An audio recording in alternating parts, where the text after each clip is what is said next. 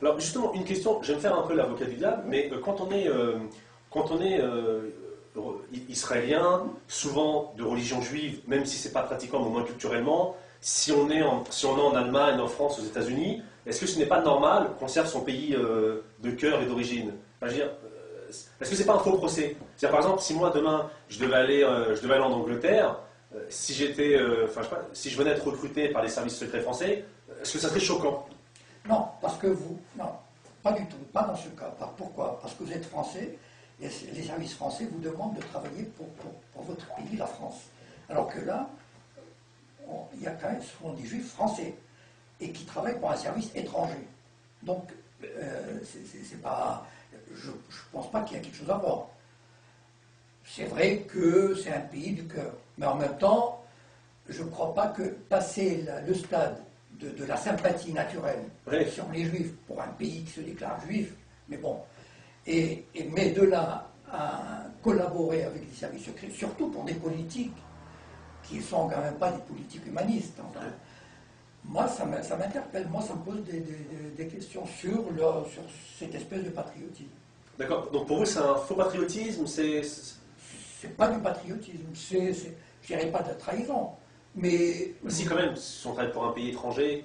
Non, parce que, enfin, est-ce qu'on trahit son... Enfin, c'est-à-dire travailler pour l'étranger sans trahir le pays d'origine? Je ne sais pas, c'est ça le problème. C'est difficile. Hein. Oui, voilà, donc...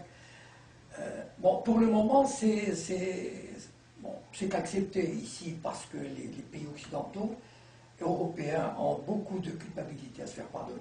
Donc, c'est pour ça qu'ils passent pas mal l'éponge sur tout ce que fait Israël, parce que, bon, antisémitisme, Shoah, etc., on prend attention. Et puis, bon, Israël est un pays, est un allié stratégique, donc on passe l'éponge sur pas mal de choses. Mais imaginons un instant que le temps change, bon, peut-être qu'on ne verra pas d'un bon œil cette espèce de collaboration. Alors, dans votre livre, c'est pas quelque chose d'important dans le livre, mais ça revient un peu en filigrane, vous êtes très sévère par rapport aux gouvernements occidentaux. Pourriez-vous un peu développer, parce que je trouve que c'est très intéressant. Les gouvernements occidentaux, d'abord, ils sont obnubilés par la culpabilité, voir le livre de Forester sur le crime occidental, bon, sont obnubilés par cette culpabilité, et donc ils font tout passer, enfin, Israël peut se comporter comme il veut. C'est pratiquement le seul pays en dehors de l'Amérique. Enfin, l'Amérique a quand même, bon, la première puissance mondiale, elle peut se permettre. Ouais. Et encore, bon, il y a des critiques, etc. Enfin, moralement, on ne peut pas se permettre, mais... Mais Israël fait ce qu'il veut. Ouais. Ce qu'il veut. C'est-à-dire, par exemple, ça fait 60 ans qu'il y a des résolutions des Nations Unies. De l'ONU, oui, qui ne sont pas appliquées, oui. Qui ne sont absolument pas appliquées. Bon, l'occupation continue. L'Europe dit, il faut, par exemple, cette espèce de ministre des Affaires étrangères européen, la pauvre, elle va à Gaza, il dit, oui, il faudrait que le Gazaoui puisse exporter ce qu'il produise. Donc, c'est des paroles en l'air, voilà. Donc, et c'est malheureux parce qu'en fait, les Européens, je ne sais pas si c'est par cynisme, mais ils poussent quasiment à l'explosion finale. Parce qu'au lieu d'obliger les Israéliens à leur dire hey, stop, bon, ça va, ça suffit comme ça, parce qu'on connaît les termes d'un accord, eh bien, on pourrait leur imposer, mais ils ne le font pas, ils laissent faire. Ça, et je suis très très critique par rapport à ces hommes politiques comme les Sarkozy, Merkel, Blair, etc. Oui, c'est pas sérieux tout ça. Enfin, eux sont pas sérieux. D'abord, oui. C'est contraire à tous les idéaux européens. C'est-à-dire que l'Iran, d'un côté, ce sont les sanctions parce qu'on ne respecte pas une résolution ou deux. L'axe du mal, l'Iran. Voilà, l'axe du mal, etc. Et Israël de l'autre, qui fait ce qu'il veut depuis 60 ans. Ça, c'est intolérable. Enfin, imaginons un autre pays qui aurait fait ça. J'ai dit quelque part, je ne sais pas si c'est dans mon blog, à Gaza, il y a 1,5 million de personnes qui vivent enfermées, sans nourriture, sans médicaments. Enfin, on leur laisse rentrer le strict minimum. Mais imaginons 1,5 million de juifs aujourd'hui qui seraient enfermés comme ça en Iran ou dans un autre pays. Mais la Terre s'arrêterait de tourner. Le Conseil de sécurité se réunirait sans désemparer. Enfin, ouais. Je veux dire, il y aurait la 6e flotte, il irait les délivrer.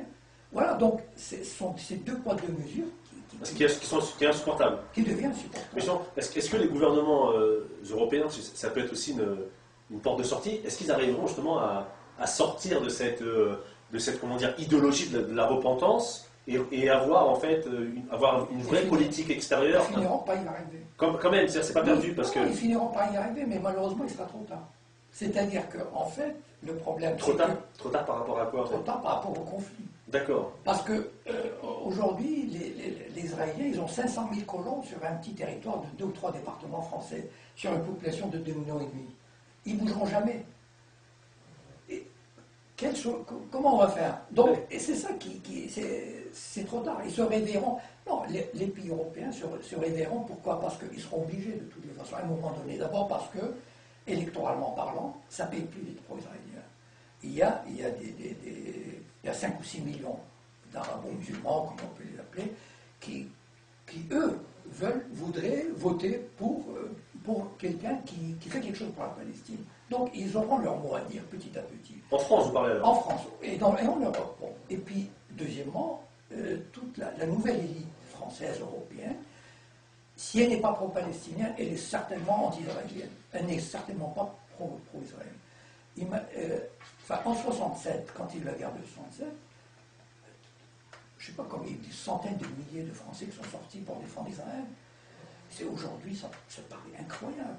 Je veux dire, Israël perd du terrain, Israël devient le pays occupant, tout simplement. Donc, pour la population européenne, qui soit allemande, française, etc., c'est à un moment donné, il y arrivera un moment où même des sanctions seront prises parce qu'on ne pourra plus défendre Israël.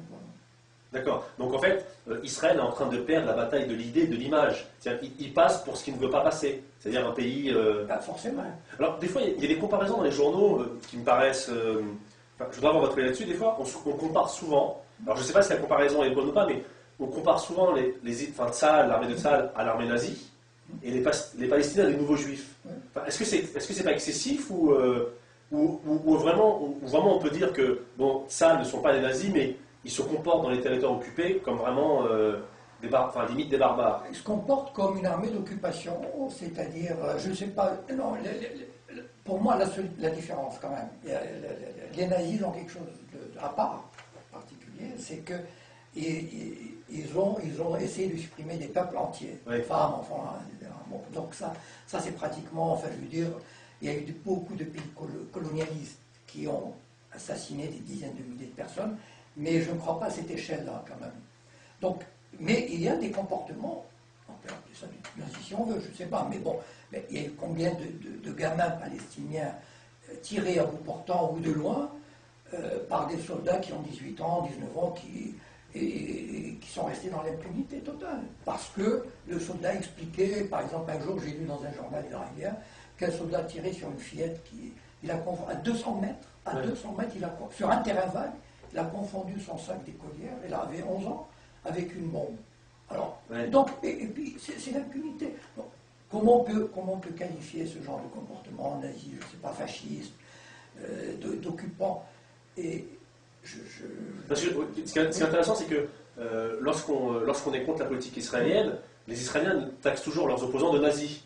Et ce qui est intéressant dans la bataille des idées, c'est qu'aujourd'hui, eux aussi se font taxer de nazis. Oui, le raccourci est un peu rapide, c'est-à-dire... Mais c'est faible, mais ils se font pas un peu leur propre piège avec cette utilisation abusive. Oui, parce qu'en fait, le problème des Israéliens, c'est qu'ils essaient toujours de se faire passer pour victimes. Et ça, c'est insupportable. Ah, c'est insupportable. Non seulement ils écrasent, ils détruisent, ils tuent, ils torturent, et en même temps, ils voudraient qu'on leur dise « Oh là là, les pauvres, mais c'est terrible, on vous veut du mal et tout. » Et c'est vrai, ils le vivent comme ça. C'est ça qui est incroyable. Il faudrait leur dire, quoi. Mais réveillez-vous quand même, vous êtes des occupants cruels, arrogants, impudents, des assassins. Mais pas lui qui se disent victimes. Enfin, ça devient presque... Oui, risible. Alors, dans votre livre, il y a une personne que vous aimez bien, entre guillemets, que vous attaquez beaucoup, c'est le président d'SOS Racisme. Ah oui. Et ce que j'aime bien dans ce livre, c'est que il a un nom qui est très marrant, donc on laissera le lecteur le découvrir pour avoir le plaisir. Et j'ai l'impression que vous faites de ce personnage la représentation parfaite de l'idiot utile du système. Ah oui, tout à fait. Donc, est-ce qu'il y en a beaucoup d'autres comme lui? Et comment Enfin, comment on peut être idiot du système à ce point-là?